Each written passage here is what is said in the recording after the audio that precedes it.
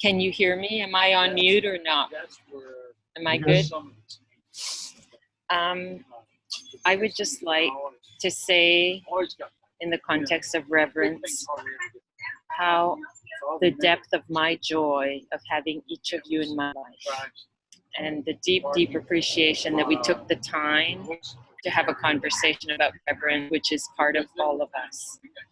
And an action step that I would like is that I would like to have some time, private time at some point, to get to know Tanya a little bit better.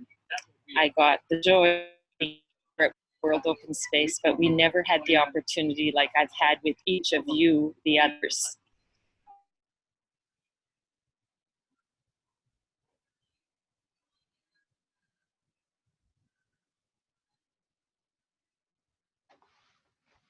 Sorry, I got cut out. So did you hear my invitation, Tanya? So we'll take it from there later, but thank you, everyone.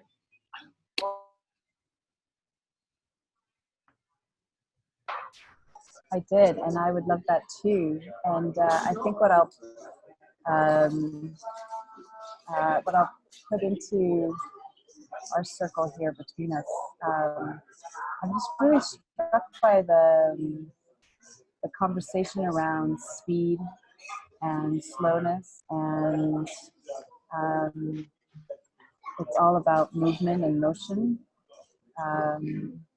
The meaning of movement and motion, including honoring, having reverence for myself and a Colleen, that and what that looks like internally, not just in the outside world. And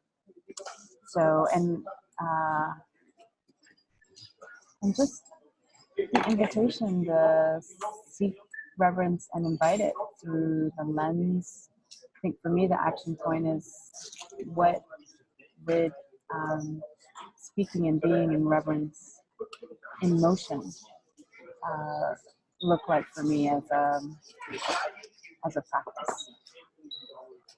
And thank you for this time.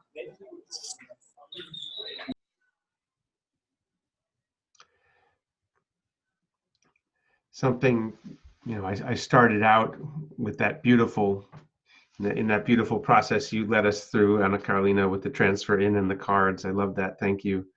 I started out thinking about my friend Gary Horvitz, who's seriously ill. And then we were talking about, Suzanne, you spoke about for ordinary people, and this theme is the ordinary, reclaiming the ordinary experience, or reverence as an ordinary experience. And then I connected that to my conversation with Carol Daniel about everyday activism. And then I realized sacred activism is a phrase that Gary Horvitz has used and written about. And my request is that maybe there's a group of us that wants to explore that with him, to honor what he's named there in his writings, to read some of that and perhaps gather in a conversation with him if he's up for it, maybe a couple of weeks from now, or in some other way to honor what he's spoken.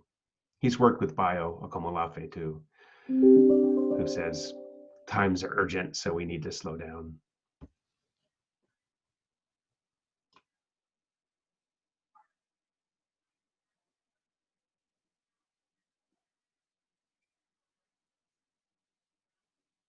For me, this whole conversation has brought me deeper into reverence to wisdom, reverence to understanding, and reverence to knowing deep inside without words. That's key to my understanding of how we can be of service in many ways. And my ask would be that actually we keep connecting networks, and in this case now WAD and the World Happiness Community, in order to see how we can get to 10 billion human beings by 2050 that have the opportunity to choose, to know, and to be happy. So I would love to ask for that, how we can keep connecting and go into deeper conversations with different topics and different groups, so we can get to those 10 billion by 2050. I love to be connected with people like you who think about 10 billion people being happy and not shy away from big visions and also not shy away from big questions. I also really enjoyed the moments of the sound of the bell and the silence. And as a gift, I would probably offer a very simple form, but to take a paper and a pen and draw a circle and then use the talking object, whatever you have next time in your circle, so that you have form that helps to organize conversations, so that talking object like a pen can be passed on or also put in the center, so that I know when is a good time to have silence together also and go deeper, so all the puzzle pieces can come together. But I love that you invited us, and I love to be invited again. And I will also invite you when I come up with ideas to ask for your wisdom, because I feel you have a lot of it. Thank you.